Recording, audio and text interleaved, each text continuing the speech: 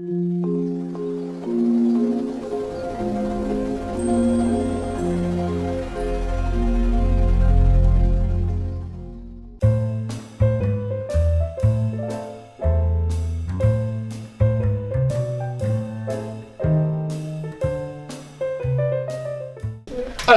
première chose, bien évidemment, ça va être quels sont ceux qui, ou celles, qui veulent être présidents de cette séance.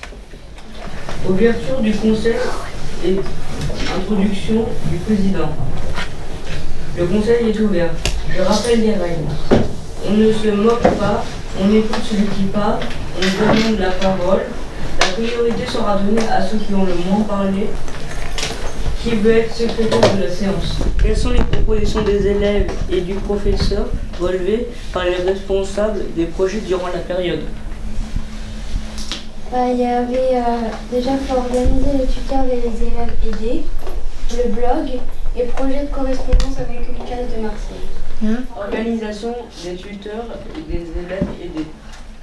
Quels sont ceux qui veulent passer le brevet de tuteur ou le renouveler pour, encore une fois, intervenir pour les élèves qui ont besoin de s'organiser pour mieux réussir. On continue du coup dans cette discussion. Quels sont les élèves qui auraient besoin, et qui l'ont déjà dit, d'avoir un tuteur Je voudrais être tuteur parce que les gens ont besoin d'aide. Je voudrais tutorer parce que j'ai besoin d'aide. Mais c'est pas à peu près dans toutes les matières. Et justement, qu'est-ce qu'il y a dans toutes les matières que tu retrouves où tu as besoin? L'écriture. L'exercice. Et là, voilà. Non, surtout sur les exercices, il y a beaucoup de choses des fois que je comprends pas. Surtout en maths ou en esquive ou en anglais.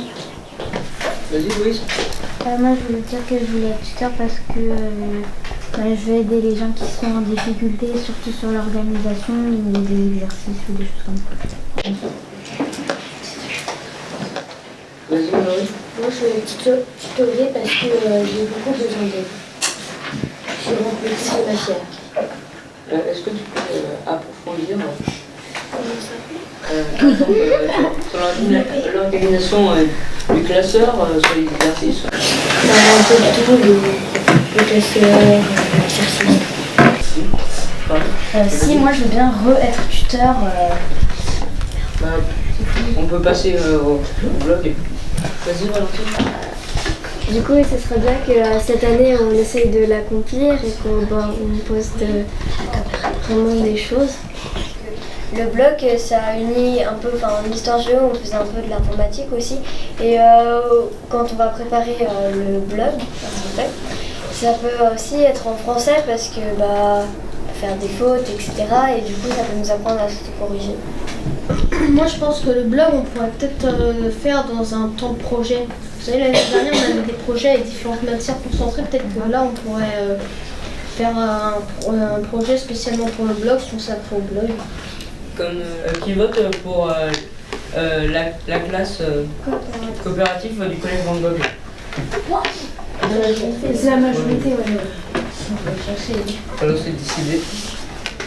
L'idée principale, ça serait, dans un premier temps, d'envoyer, de proposer les travaux que nos classes font et qu'on les lise, on les présente dans nos classes. C'est-à-dire que d'envoyer les travaux que vous avez fait à Marseille et inversement pour travailler différemment, découvrir un petit peu les projets d'élèves différemment. Voilà, je suis la présentation. Voilà. Est-ce que tu es d'accord parce que ça va, pour moi, ça va plus me retarder qu'autre chose? Moi, je suis d'accord avec ce projet. Il faut juste bien le tenir parce que l'année dernière, comme c'était le début de la classe coopérative, on n'avait pas forcément trop le temps pour ça vu que c'était le début. Mais si franchement, on y met beaucoup dans ce projet, moi, je suis plutôt d'accord. L'année dernière, je me rappelle qu'on avait la grande majorité de la classe avait voté pour qu'on ait un correspondant personnel. Alors du coup, faire une classe, ça me dérange pas, c'est bien, mais moi j'aurais préféré que ce soit correspondant personnel. C'est comme le blog, quoi, on faisant tenir, parce que sinon on ne sent pas, c'est ça un peu rien, quoi. Ça va nous prendre beaucoup de temps sur déjà le blog et puis le reste. Là, par exemple, pendant une heure, je parle d'histoire géo, des choses comme ça.